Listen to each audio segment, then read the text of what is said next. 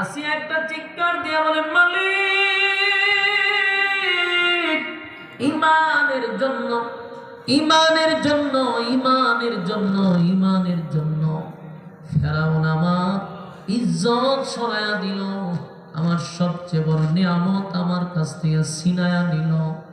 আল্লাহ, আপনার দরবারে আমার একটাই আবদার, মৃত্যু পর্যন্ত আপনি আমার ইমানের উপরে অটল রাখবেন। আমার আসিয়া ইমান দেয় নাই, ইমান দেয় নাই রে, ইমান দেয় নাই, ইমান দেয় নাই, ইমান দেয় নাই। আসিয়া ইমান দিল না, জীবন দিল, জীবন দিল, কিন্তু ইমান দিল না। সুবহানাল্লাহ।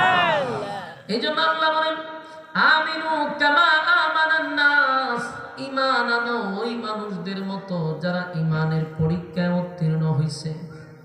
আসিয়ারে যখন কাপড় সরায়া দিল, আসিয়া উলঙ্গ হয়ে গেছে, কিন্তু ঈমান দেয় না।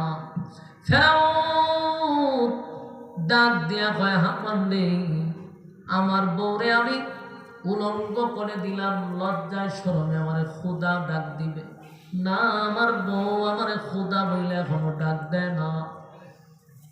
এবার ফেরাউন আসিয়ার কাছে গিয়া কয়, আসিয়া খোদা ডাকবি না?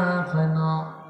আসিয়ারে প্যারাক মারছে, হাতে কাঠের সঙ্গে প্যারাক মারছে, দুই পায়ে দুইটা প্যারাক মারছে, দুই হাতে দুইটা প্যারাক মারছে।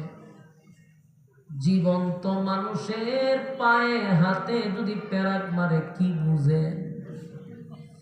প্যারাক দিয়া উলঙ্গ করিয়া প্রচন্ড রৌদ্রের মধ্যে শোয়া রাখছে রে। আসিয়া আসমানের দিকে তাকায়া কয়, মালিক, আমি ইমানের উপরে অটল থাকতে চাই, আল্লাহ আমার ইমান যেন চলে না যায়। আসিয়ারে যখন ফেরাউন বারবার প্রেসার দেয়, আসিয়া এখনো সময় আছে রে, আমারে খোদা বলে ডাক দে।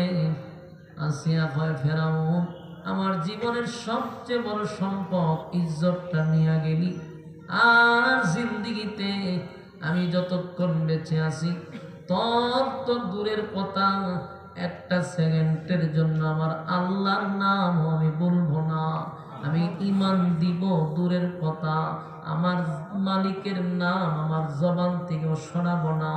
ফেরাউনের সামনে আল্লাহকে ডাকা শুরু করছে আসিয়া। ফেরাউনের মেজাজ গেছে গরম হইয়া, দৌড়াইয়া হামান ডেকিয়া কয়, দোস্ত, আসিয়া আমারে খোদা মানে না, সে মুসার রব্রে ডাকে। হামান্না হয়, দোস্ত, শরীরের চামড়াগুলি যদি তুলে ফেলো তাহলে গিয়ে তোমারে খোদা ডাকবো। নাউজুবিল্লাহ। কেমন খারাপ হামান্না চিন্তা করছে। জীবন্ত মানুষ, জীবন্ত মানুষের শরীরের চামড়াগুলি যখন টেনে টেনে উঠানো হয় কি বুঝেন? বর্বরের শাস্তি, জাহিলিয়তের শাস্তি। কেমন বর্বর ছিল, নিষ্ঠুর ছিল ফেরাউন, নিজের স্ত্রীর শরীরের চামড়া তুলতে ছিল। জীবন্ত একটা মানুষের শরীর থেকে চামড়াগুলি টেনে টেনে তোলা হচ্ছিল। আসিয়া চিৎকার দেয়া হয়, মালিক, আর বরদাস্ত করতে পারি না, আর সহ্য করতে পারি না, আল্লাহ আমি আর সহ্য করতে পারি না। আসিয়া কান্দে আর বলে, মালিক, আপনার পাশে আমারে একটা ঘর বানায়া দেন, আপনার কাছে আমারে নিয়ে যান। আসিয়া আল্লাহর দরবারে দরখাস্ত করে, মালিক, আপনার পাশে আমার একটা পালাখানা বানায়া দেন, আল্লাহ আপনার পাশে আমার একটা ঘর বানায়া দেন। ফেরাউন তাকায়া দেখে শরীরের চামড়া আসিয়ার তোলা হচ্ছে, কিন্তু আসিয়া মুস্কি মুস্কি হাসে, আসমানের দিকে তাকাইয়া চিৎকার দিয়া কোন সুবহানাল্লাহ। ফেরাউন ডাক দিয়া বলে, আসিয়া কেমনে সম্ভব গো,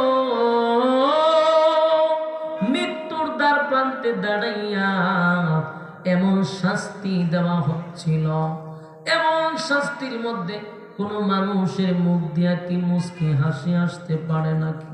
এমন হাসি জিয়া, এমন মুহূর্তে কি কারো জবাব নেয়া মুচকি হাসি আসতে পারে?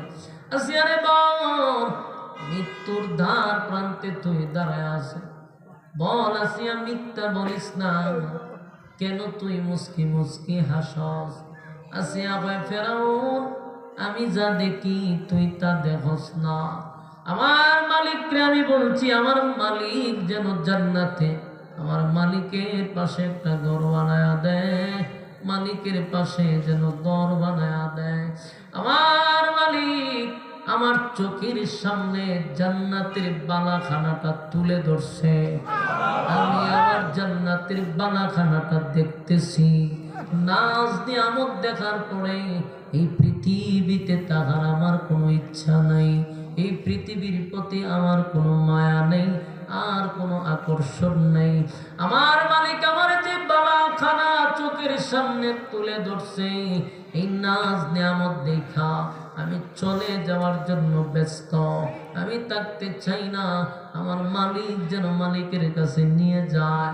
আমার যুবক ভাইয়েরা, ফেরাউন বড় একটা পাথর লইয়া আসছে রে, বিশাল বড় একটা পাথর আসিয়ার মাথার উপরে দাঁড় করা হয়। আসিয়া কালেমা ছাড়বি? আসিয়া মুস্কি মুস্কি হাসে আর কয়, আমি আমার মালিকের বালাখানায় ঢুকতে চাই। আসিয়ার মাথার উপরে ফেরাউন বিশাল বড় একটা পাথর ছেড়ে দিছে, সাথে সাথে মাথাটা তেতলে গেছে। আসিয়া শাহাদাত বরণ করছে, কিন্তু ইমান বিক্রি করে নাই। আমার যুবক ভাইয়েরা, এই জন্য আল্লাহ বলেন, দাবির বেলায় ইমানদার দাবি করলে চলবে না। কারণ সুদ করে হয় আমি ইমানদার, ঘুষ করে হয় ইমানদার, বেনামাজিও হয় ইমানদার, বেফরদাওয়ালা হয় ইমানদার। দাবির বেলায় সবাই কয় নিজের ইমানদার। যারা গাঞ্জা খায় দেখছেননি, গাঞ্জা খায় যারা মোজগুলা হলুদ হয়ে গেছে গা, এত খাওয়া খায়।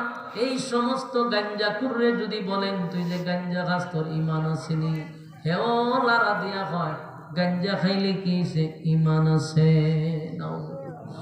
বলুন, দাবির বেলায় কি কেউ কম পড়ে? হ্যাঁ, কথা বলো।